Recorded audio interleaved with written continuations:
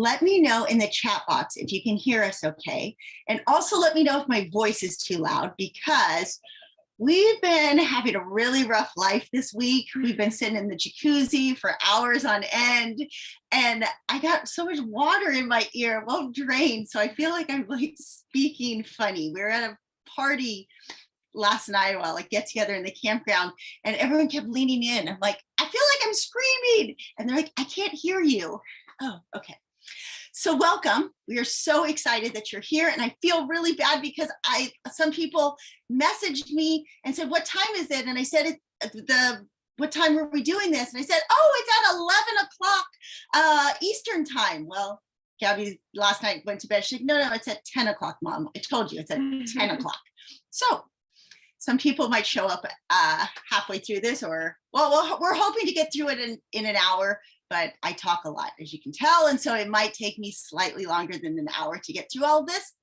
But I think it's worth it. And, one day can make all the difference. If you have kids, you know that there is one day in your life that made all the difference. For me, there's 5 days in my life that made all the difference. And those days can, when you're in that day, you don't realize it. But I really hope that the information I provide you today is life-changing, that whether you work with us further on it or you just take this information and run with it, the stuff that we're going to present absolutely is life-changing. And that is why we're so passionate about it. For those of you who don't know, this is Gabby, my daughter, and I'm Robin.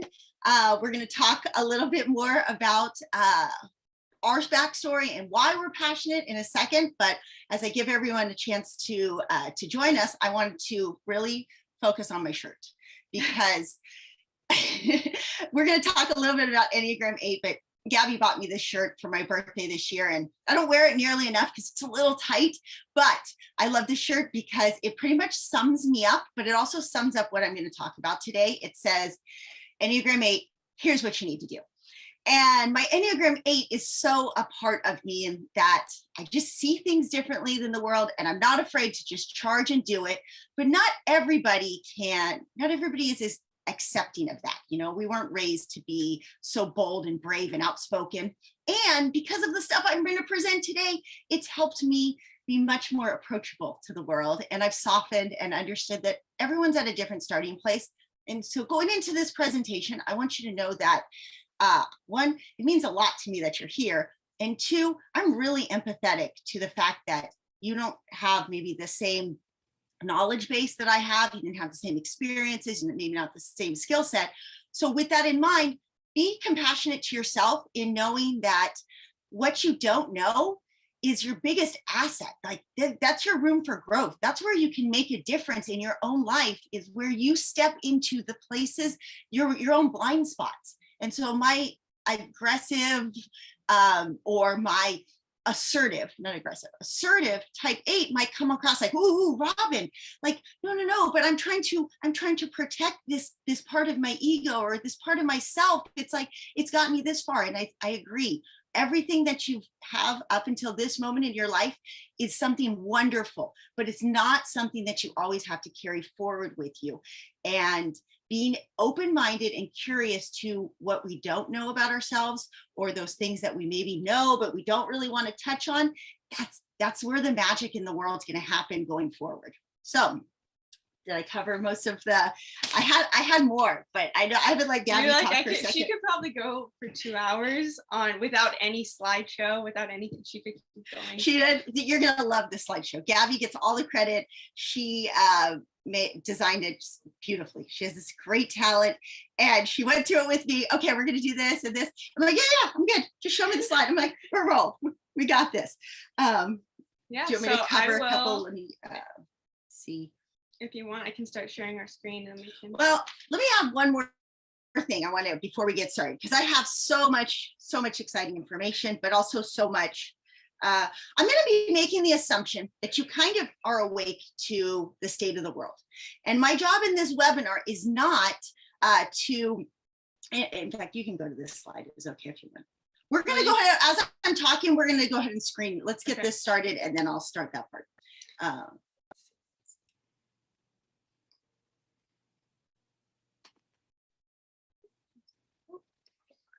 Wait, let me share.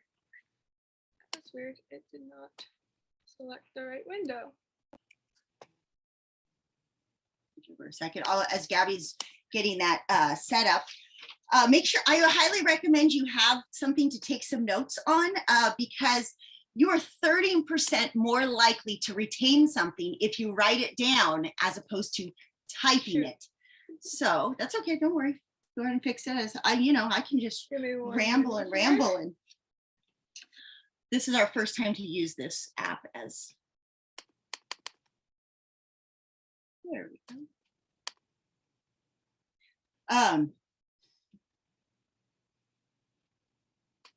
So Seth, right. Let me know if you guys can see the screen.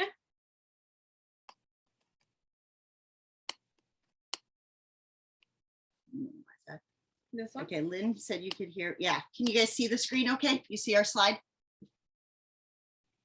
Yay, awesome. Thank you. Perfect. Okay, so Seth Godin has one of the, I had trouble picking which quote I wanted to start with, but if you are deliberately trying to create a future that feels safe, you will willfully ignore the future that is likely.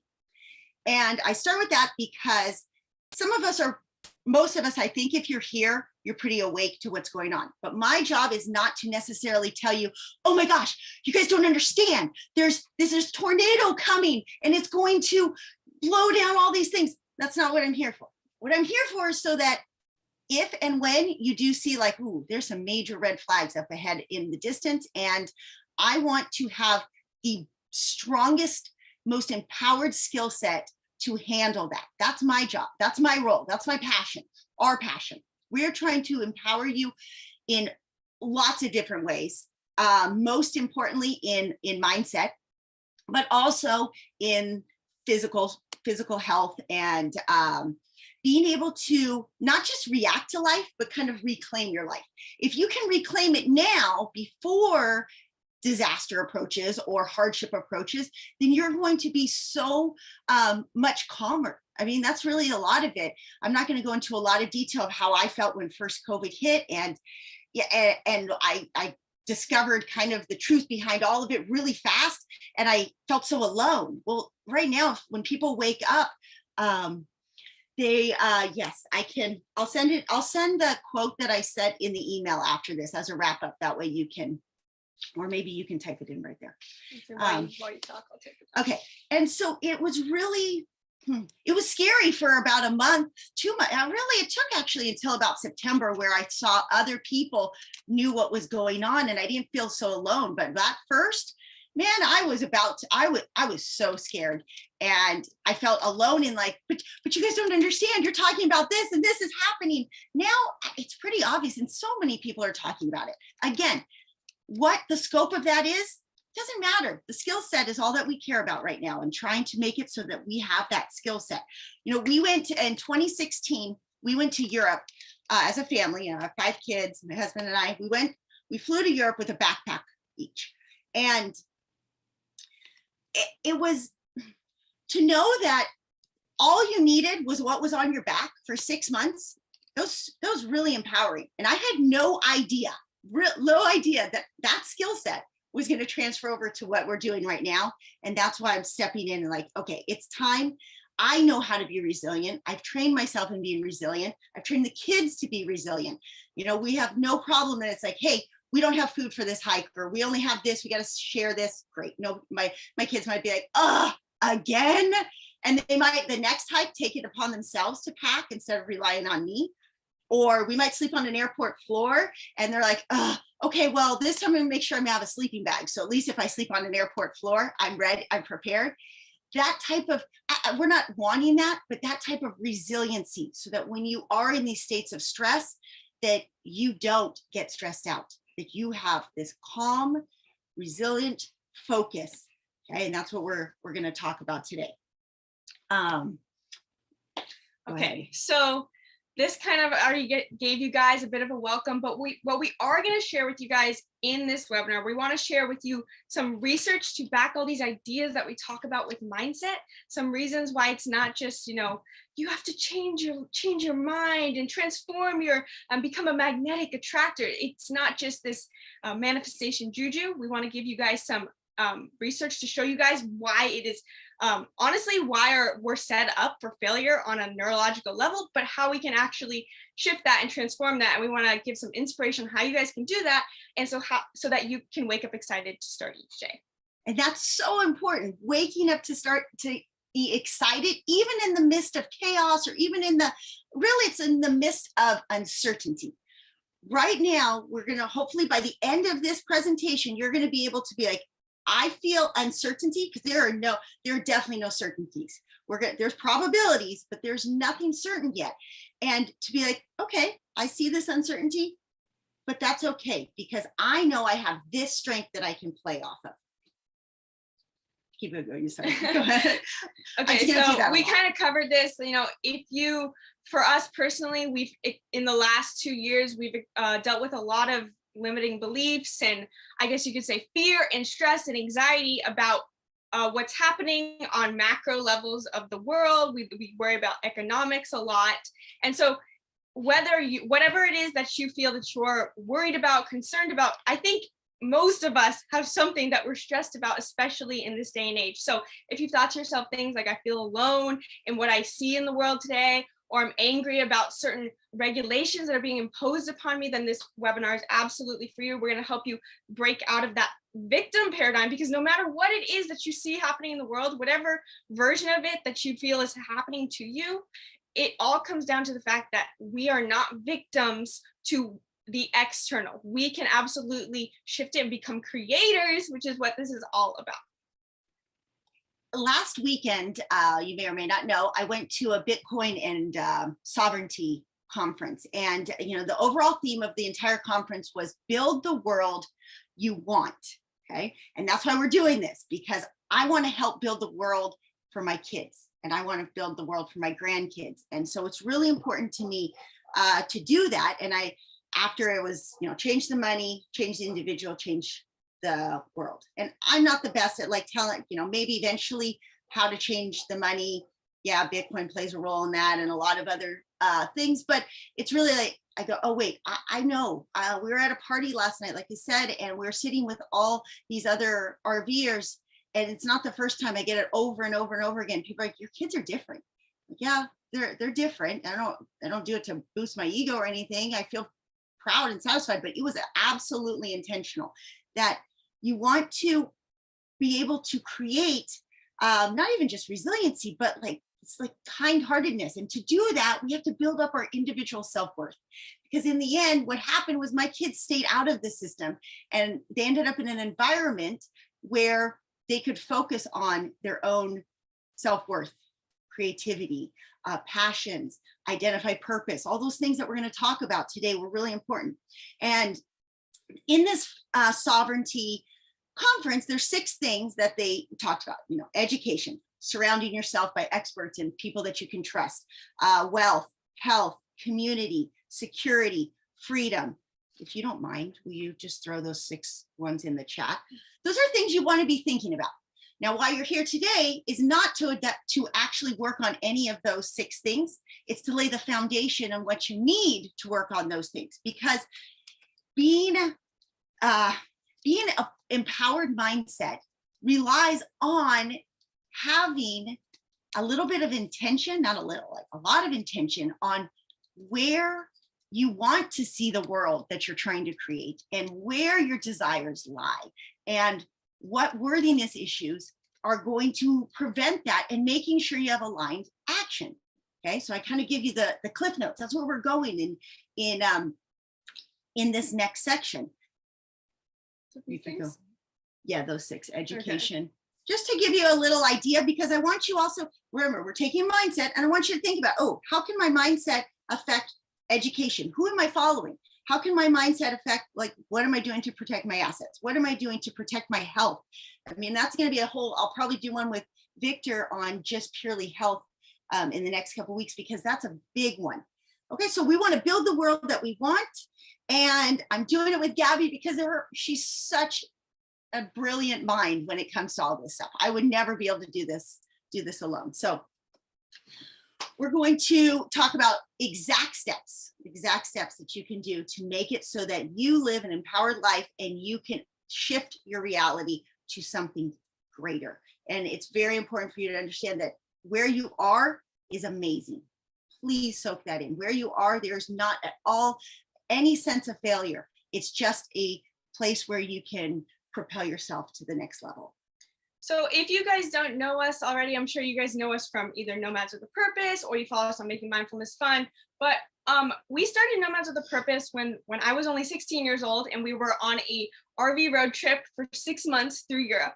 And so I had already been homeschooled my whole life. And when we moved into the RV, I essentially began life schooling. I just finished all my high school math, and we did it in like one sitting. And that because we were taking off for Europe, and we're like, we don't need to do math in Europe. We're just going to enjoy Europe. So we did that. And when we went to Europe, essentially I got to a point where I wanted to learn, because when you give people time, the natural tendency is to be more curious. So she was interested in this whole travel blogging world. And that's how we started.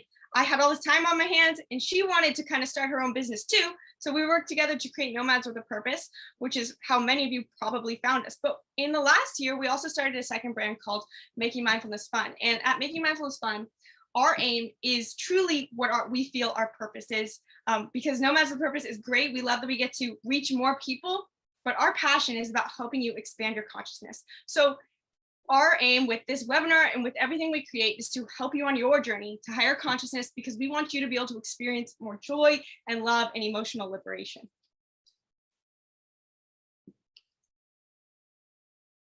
There you go. Mm-hmm. Okay, so wake up excited to start each day. I'm laughing because I wrote a book. I wish I should have grabbed it. I wrote a book called A Playful Life a long time ago. And because, as I'm going to share in my story, for me, it wasn't so much about initially higher consciousness. I happened to be very intuitive and act upon it. And there was a point in my life where, like I've said, when I'm going to share my story in a few minutes, where I started surfing and waking up to watch sunrise and just truly just enjoying my life before we moved into the RV. And I was like, yeah, I'm so excited every morning to wake up now. I'm like, this should be the meaning of life. Let's just wake up excited to start each day. And while how I did it, surfing or travel, that's not necessarily what you should do, but you should absolutely allow yourself to wake up excited to start each day. And I think it's the best indicator. In fact, there's been a couple moments in the last month where I haven't felt like that. And that's the clue to me to stop and to reevaluate, to apply the things we're teaching right here in this webinar, to have a talk with my husband. Like, you know what? I'm not excited. There's something's wrong. So we need to evaluate this. You are capable. You are amazing, and you are worthy of this. You absolutely are. And I hope you believe it by the end of this hour. All right. So from a very young age, everybody listening probably, my kids weren't, but from a very young age, we were told we have to.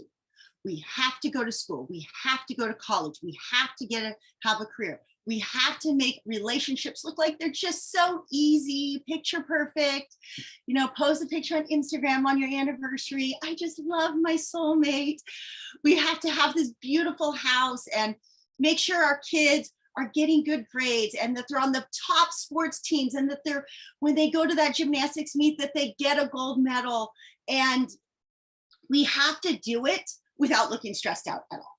And I can say all those things because I absolutely lived that. 100%, I lived it all. It was horrible after, like once I knew I was living it. But at the time, I didn't know any better. And honestly, I thought I was doing pretty good. I was pretty proud of myself. I still am proud of myself, because you don't know what you don't know. But maybe, I know for me, that hamster wheel, when I got off of it for a few moments and went and decided, I'm just going to go surf instead. Well, you know what? Kids can make their own breakfast. I'm going to skate to the bay and watch the sunrise. That in those spaces, you start to go like, making breakfast and serving my children, while I love them, it's kind of exhausting. And, you know, trying to make it to every single soccer tournament, it's actually kind of expensive. And now, because it's expensive, my husband needs to go work more. And now I don't ever see him anymore. And so when we started pulling back the curtain and realizing, for me, as soon as I started surfing a little bit more or watching that sunrise or saying, you know what, we don't really need to do this math lesson, you guys. Why don't you get on your bikes? Let's just go over to the beach. Let's go watch the dolphins, because the dolphins would swim by every morning. Let's go play tag on the sand.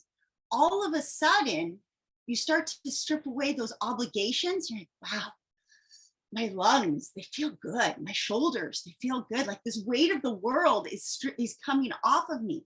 And as I step into that space of what was I expected to do and went into what I wanted to do, and I didn't necessarily care what maybe people were thinking or what they were going to say, and I'm saying this over it wasn't just one day. It was probably closer to a decade. Okay. But as you start to notice this, you just take one step. This sounds fun. Let me do this. And then you act upon the next step. You don't dip your toe in like, wow, this is really amazing. Let me run back. Let me come back over here and justify why I shouldn't. Wow. Sitting in that jacuzzi at 9:30 in the morning was so nice. But oh my gosh, if I don't do this post on Instagram, if I don't get this business meeting scheduled, if my house isn't clean when my husband comes home, if I don't do reading with the kids, you put this pressure on yourself that you think like your world's going to fall apart. But the fact is, like, the world's kind of falling apart around us. And so instead of worrying about the should, we're going to build ourselves up to be so internally strong that chaos doesn't matter. That expectation can just kind of float away. Like, that's funny, that to-do list. That's why our thing that we always come back to is the word empowered. We always try to think of some different word because we always say, I don't know if people understand what empowerment means. But anytime we reflect on, when she reflects on her journey and I reflect on my journey of us moving to the RV and all, it always comes back to the word empowerment, because in the end, you want to feel like your power is coming from within you. Empowerment means to need less outside of yourself to be happy.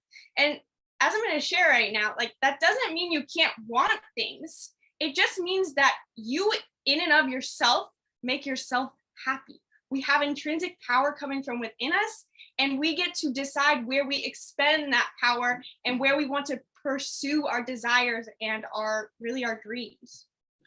Go ahead and click over. So I touched already a little bit on my story, but let me give you a real quick synopsis. In 1997, I can even go real quick a step before that, but we didn't have enough slides. In 1994, I was a senior in high school and I met Victor, straight A student. I started working at 15 years old so that I could buy my own car before I turned 16 and got my license at 8 a.m. on my birthday, driving away from DMV at 8:30. Freedom! I wanted nothing, like, not that there's anything wrong with my parents, but I had a ton of hangups, traumas from them getting divorced when I was really young, so much anger, different step parents, not feeling loved and heard, and all this stuff. I just wanted freedom. I was going to step into my own power as early as possible. So while empowerment was not new to me at that point, the feeling of status or achievement or having to follow the rules. So that really is, I think, critical, because there's this element of empowerment that's great, but when you're using sometimes empowerment to get around or to follow all the rules, sometimes that's not true empowerment. In this, I want to show you how to shift into finding empowerment from your own core values and not by other people's values. So in 1997, I'm dating Victor. We were actually engaged at the time, and we opened our own business. Again, let's see, 1995, I was in my freshman year of college. I had gotten a full scholarship to San Diego State University. My mom was kind of angry at me because I was partying too much with my boyfriend, and we were partying, don't get me wrong, but it was, in relative terms, very light. And so I thought, you know what, I'm just going to move out. So I was 18, moved out. We got an apartment at San Diego State. Victor was going to San Diego State with me. And I was working for the city of Coronado. When I was 15, I had started with the city of El Cajon, and then I went to the city of Coronado and I started their gymnastics program, 18 years old. it was really successful.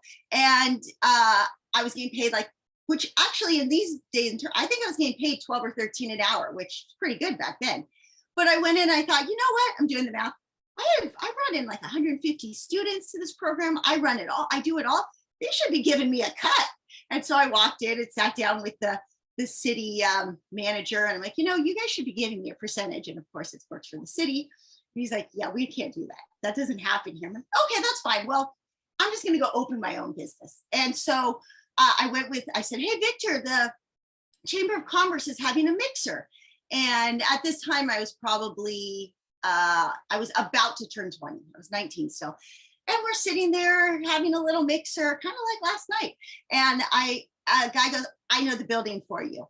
I'll tell you who to contact. And sure enough, within a couple of weeks, I went and sat down with the landlord. I'm 20 years old, and I'm 19 actually. Gave him my business plan. He's like, okay. Actually, his cousin said, rent to her. I believe in her passion. And so they rented to us, and we opened Island Tumble. It was a tiny little 1,600 square foot facility, which, if you know, most gymnastics facilities are probably like 16,000 square feet. This was a tiny, tiny, tiny business, but we made it work. We made it amazing facility for almost 20 years. We stayed open there. Gabby I brought all the kids to work with us. It was great. It allowed us to buy multiple homes. In 1997, we bought our first, I look at this in terms of mindset and is a partly mindset mistakes. At that point, my husband's family said, oh, you shouldn't rent something. You should buy a condo because you need to invest and build assets. Well, they weren't even talking about building assets in the terms of building wealth. It was all protection. You can't throw your money away on rent. Well, we bought a condo that was really far from our business. That was number one mistake. I look back and I'm like, man, parents should have sat down and said like, hey, you're opening this business. For it to be successful, you need to be as close to that business as possible because you're going to be putting in a lot of hours if you want it to succeed. Instead, we're spending hours commuting. And now looking back, so thankful for it because it led us to where we are today. Would have gone a totally different way. So we opened this business. We buy a condo. Within a year, I go, this is dumb. We're going back and forth all day long. Rent the condo. Let's just rent a little studio, rent the condo out, rent a studio close to the business. It helped us get it going. Eventually, though, kids come along and you feel this feeling like, oh, I need stability and security. Long story short, we bought multiple homes back out in Eastlake, which was a long commute again. But we got this beautiful house here. And it was kind of at the time like, this is my dream house. It's 3,000 square feet. It has 3-car garage. We built our own pool and barbecue. It was a great house. I ended up having 4 kids there. Gabby was already born, but 3 of the kids were born there. Gabby's our second. And again, in 2002, this was before we bought that house, everyone send their kids to preschool. So I sent my 3-year-old to preschool, and the school would call me about an hour after I dropped him off. Your child is still crying in the corner. I'd pick him up about a month into it. I'm like, this is dumb. Why am I doing this? We're not going to send him to preschool at 3 years old. It makes no sense. And so same kind of idea that intuitively there is this thing, this desire, or you take a step and you feel it out. The house that we bought, that dream house in 2003, we eventually had to go bankrupt because of another business offer. And we had to just totally give it up. We could have probably, if we held on to it until this year, could have made $1 million selling that house. That's okay. It's the experiences we've had since then are way more valuable than $1 million.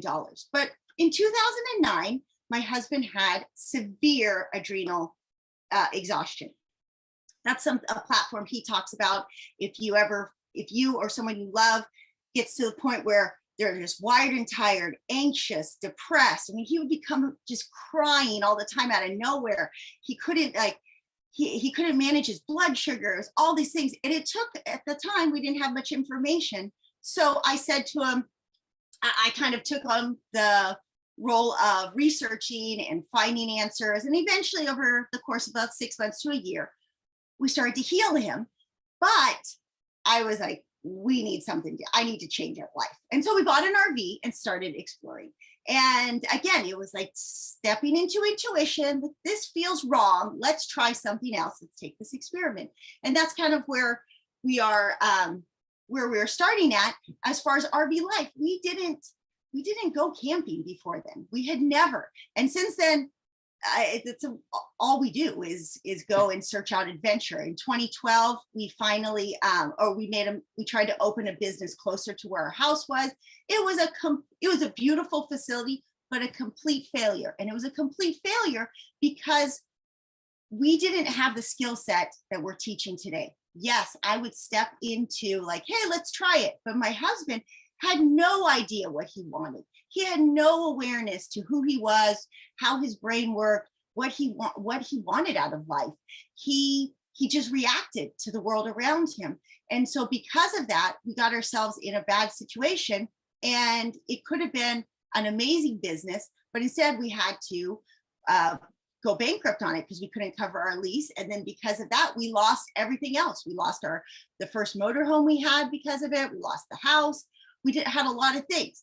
But instead of crying, I just, okay, that happened. Let's go. Let's move forward. So we decided to start. We were having a lot of fun surfing on the beach. We were having a lot of fun camping on the beach. And so we decided to move close to the beach. And really in 2013 is where I changed. In fact, a lot of people that are close to me really don't talk to me a lot because of the fact that they had me in a box of who I was, and that's not who I am today. And I think sometimes for people who have their own trauma that they haven't adjusted to, it's really hard for them to accept that you chose to be empowered and live your life. And I really think these skill sets we're giving you will help you navigate that, because I know for me, I can set better boundaries. I can still love them, but I don't expect them to accept me. I have enough self-acceptance that I don't need that. Cue Gabby's story. Well, of course, then in 2015, we moved into the RV. So before that, when we were living in the big house and we had to commute to work every day, and I spent every day in the gym. Now, we were always homeschooled. That was our only oddity back then. But growing up in that, I guess, rat race mentality, I was the kid who was always in all the competitive sports. And because I grew up in a gym, I was fairly athletic and fairly good at sports. But in part, that is what led me to starting to uncover my own programming, but didn't happen until later on. But initially, I was a super avid athlete. And because I was always super shy as a kid, I ended up looking to my sports and my athletic pursuits to gain that sense of validation that I didn't seem to be able to get through socializing because I was just so quiet. And we're going to dive into this later because it really comes into play when we talk about programming. But I was so shy that I would like cry if I had to talk to a family member, right? Yes. I was like a little kid, and that I carried that with me for a long time. I mean, I would argue that I still probably sometimes do that, where I'm like, I'm just going to go achieve in a sport, and then so I don't have to talk to people. But I've overcome that because of what happened after when we moved to the beach and I learned to surf. And learning to surf opened my eyes to what I now know as flow state. Flow state is the intrinsic drive or it's an altered state of consciousness that you get into when you are pursuing something from a sense of creativity and intrinsic motivation. In the past, all of my sports were coming from this extrinsic drive of I want to get the acceptance, the validation, the award, but everything shifted when I learned how to surf. Then from that point, I'd already had this idea of flow state. And then we moved into an RV 2 years after that. By moving into an RV, it was when I was 14 years old, it really opened my eyes to the stark contrast of what was socially acceptable, not just socially acceptable in a behavioral manner, but socially acceptable in mindset. So I was becoming aware that when I surf and I'm just in this mode of existence where I'm intrinsically fulfilled doing this sport, it feels creative and it feels fulfilling in and of itself. And that actually leaves me more motivated after surfing than less motivated. I was discovering that. And what were you gonna ask something? So do you see that picture at the bottom corner? That's what you have to do. If you can do that, then everything. I'm just kidding. I had to add a little sarcasm. We promised we were not going to make you rock climb. So discovering, I'd already had that inkling of there's something different there's something more than just obtaining happiness from other people, from other things. There's happiness that can be created from the inside. So we moved into an RV, and we just kind of instantly became fairly isolated from society, basically just rejected by our peers in general. And that caused me to start questioning my thoughts, questioning why are people not accepting me just because I live in an RV? It didn't make sense to me. And what I started realizing over the 6 years of living in an RV was the fact that people were still living in that mode of existence. You know, in high school, people were just fully enthralled in that existence of needing that validation and that acceptance from other people. And I was in that for so long. And I was just immediately being pulled out of that at an exponential rate. And so it just left me in a contrasting reality. And the reason I was able to notice it so much was because I still wanted it. I was in that place of, I want friends, I want acceptance. You know, I was 14 at the time. That's just normal. That's normal development. And I was like, I can't get this. So I need to find something else. So I started questioning how I could create happiness from within me. And so over the pursuits of flow state, starting a business at 16 with my mom, and just traveling and seeing that, completely questioning what is normal, I started realizing that, oh, like my whole perception of the world, or actually what I really realized is that our perception of the world is dependent on the experiences we have. And that's when I started diving into consciousness and programming, which really leads to the next point. So what this whole event is about programming, right? We've mentioned the word programming a few times. If you don't know what I mean by programming, also think of the word paradigm. It is the perception that you see the world through, depending on your values, your beliefs, and your thoughts. So to move from victim to creator is about moving from the cause and effect paradigm and flipping it. So the victim paradigm that we're currently in is that we think the external world creates our internal world. That's the cause and effect paradigm we live in. So that's what leads us to oftentimes being materialistic. And I don't mean materialistic in that, you know, you need to buy things a lot to fulfill your happiness, but it can be. But anything that we think external material, any material experiences, certain experiences are going to make us feel a certain way. Certain things we buy, certain achievements, accomplishments, status, even status is still a material thing that is going to make us happy. And so we constantly live in the chase of trying to constantly obtain the next thing, the next experience, the next level of status. And then, and only then, am I going to be happy. But the truth is that if you live in that paradigm, you're never going to have your happiness coming from within you because it's always outside of you. You just put it outside of you. So what we're trying to help you shift into is the creator paradigm. The creator paradigm is where your internal world creates your external world. And so there's two ways that this means two things. The first is that if you start teaching yourself and rewiring your brain to feel more joyful, peaceful, happy, and excited, then as a natural byproduct, you've already created the life of your dreams. Because why are you chasing the external things in the first place? Well, you're trying to create a feeling. Because really, human beings, all they really want is to feel a certain way, to have emotional experiences for your emotional beings. And so in the first place, if you start feeling the emotions first, well, sheesh, you're already there. But at the same time, it goes much further than that. We can add so many layers of quantum field theory to this because, and we're going to explain this more later, but when you shift your emotional vibration, it makes you healthier, it makes you happier, and it makes it so that you are an attractor of all the things that you do desire and dream of. And this is essentially what manifestation is, but more on a scientific level, because when you think certain thoughts and you create certain emotions, when you create certain emotions, it actually has a direct effect on the energetic field around your body. The energetic field around your body is not just some mystical aura. There's an actual field of energy around your body, and it can either expand or retract. And most of us, when we're living in stress, we're retracting, and that's when it feels like we're pushing a boulder uphill. No matter what you're trying to do, or how easy your goal should be, or how hard, it just feels like you're constantly never going to get anywhere different than where you already are. You just feel stuck living the same day on repeat. So becoming a creator is about shifting that so that your internal world attracts the external world you want. And it's really important to understand that your programming, the way that you grew up in the world, the society sets us up to be in the former. it's essentially mass brainwashing to an extent. And we could argue whether it's intentional or not intentional, but that's just the way it is. The way that the school systems are set up, and the way that our grandparents taught our parents to act, and our parents taught us to act, it's just been passed down for so many years, that cause and effect. You have to do this to obtain this. Instead, we need to start looking at it the other way around.